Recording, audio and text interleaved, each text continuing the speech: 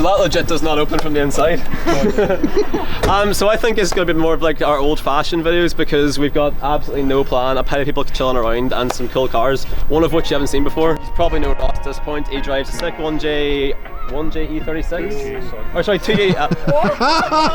I'm not gonna lie, I've got a wee story for afterwards. Right, so Ross has got a 2J from a GS300 in a red E36. He drives SDC, and Moray has brought an actual Crownvic, like genuinely American Crownvic. So we've no plan at this point. Let's see how this unfolds.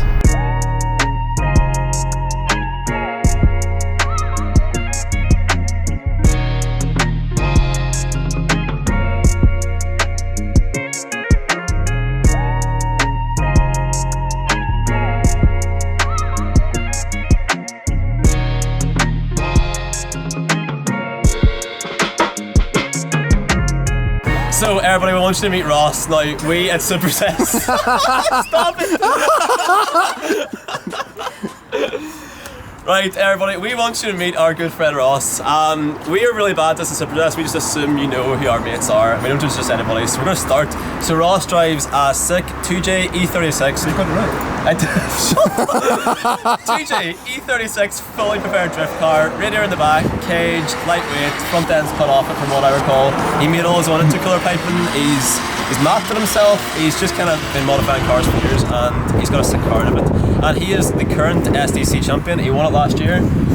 So the big announcement here is we are going to be following all of Ross's SDC championship this year. 2022 is where we are right now. But yeah, so we are going to bring you along for the ride. We're going to see hopefully less heartbreak and more what's that action. Action. Yeah, listen, the man can drive. He's got a sick car. He's got lots of laps at Driftland. How do you fancy your chances? We'll find it. He's modest too. We'll find it. Also, while we're here, we plug. I'm just going to throw it in here anyway. Ross started a brand called Levels Racing. When you build cars like this, you need lots of parts, and you find yourself constantly looking at parts from different distributors. Ross started getting the parts in himself, and he started bringing that service to you. So if you need handy things, like one of the things I think is really cool you've got is he's got an oil drain for turbos, a little flexible metal tube, keeps it well away from the heat. Lots of little things that through his experience he thought you might need. So if you need anything, hit up Levels Racing, give him a shout. That's all you're getting now. What's happened then? It's just car. Is it? It's no that comes out when you hit someone and it stops the fuel. We can't do anything right. We've literally pulled about 50 metres. We are 50 metres from where we shot that intro. We're travelling about 50 more metres and we've broken down halfway in the middle. Right, traffic lights. Traffic lights. Where those cops are coming for us. I know. Have they fucking Hello. The American Steed. It just broken. Oh, that could have been mad. It's just taking my time. Rushing perfection is a dangerous crime. You gotta give it and take it. That's what you do till you make it. I had to roll with the punches and take the hits from the flagrants. I'm saying the bar raising, we keep moving it up. And no surprises here, they knew it was us. Apologies if I was doing too much, but I always came through in the clutch. An off game don't mean I'm losing my touch. And no excuses, I ain't using a crutch. Apologies if I was doing too much, but I always came through in the clutch. I was falling, had me stalling. I was way down, now I'm balling. I done came up and I called it.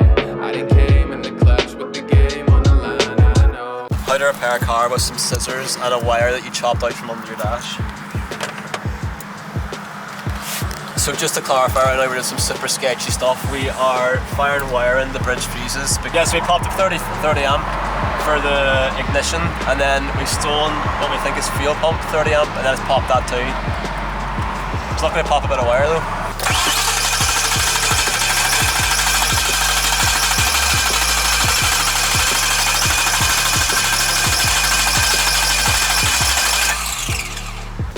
Good job. How's tonight went? Well, we thought that we were getting good at this. We shot like 2 good videos in a row. We thought, damn, we're professionals. We got the recipe. It's been a disaster. We didn't plan it. Cars broke down.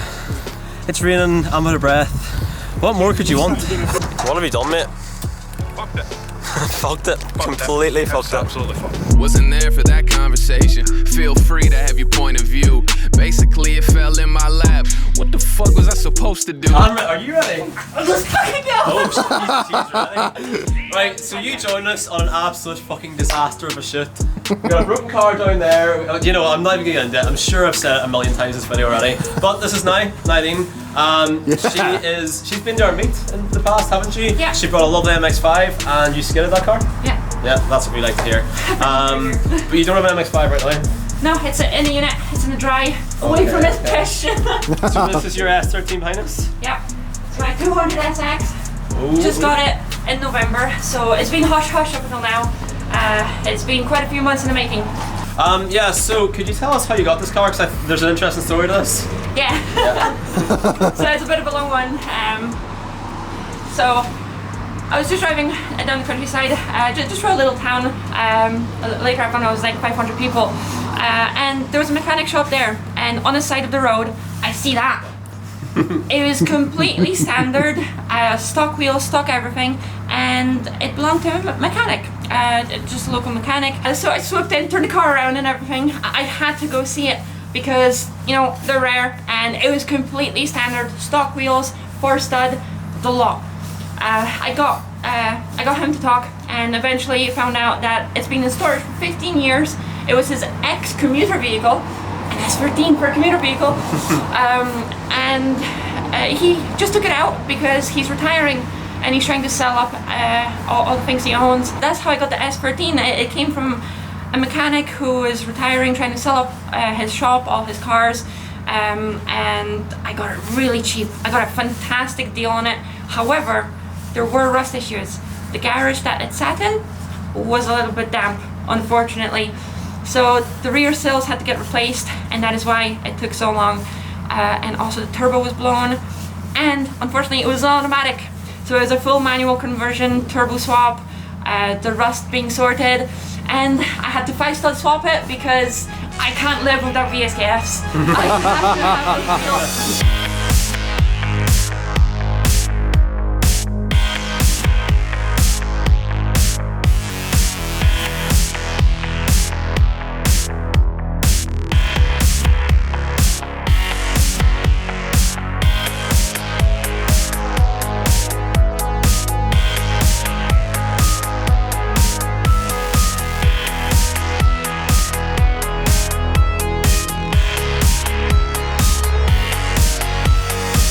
So you had your first taste of rollers, or now?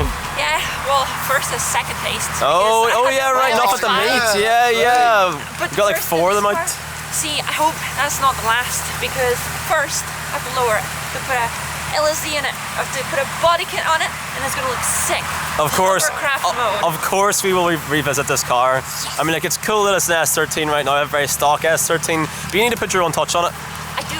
And by the way, Drew, you can tell how hyped he is about rollers while we're doing them. And he's like, this looks sick, man, this looks sick. In his typical Drew fashion. Is that your So, Norwegian accent? so are you hyped on them, Drew? Aye, it looked good.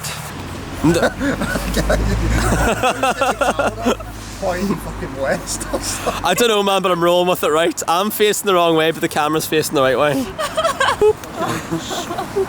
Kyle, where are you going? I'm following you. Right, you ready? I used the gimbal and he held it. It's always ridiculous. Like button. Every single time we do it. Thanks for watching. I hope you enjoyed it. Tune in to the next one because it'll just be as silly as this one. Sick. Feel mad, cold nights feel heavy. Same place, going in the heart of the city, nitty. Eyes feel shifty. The shit we're in, yo, it's all mad risky.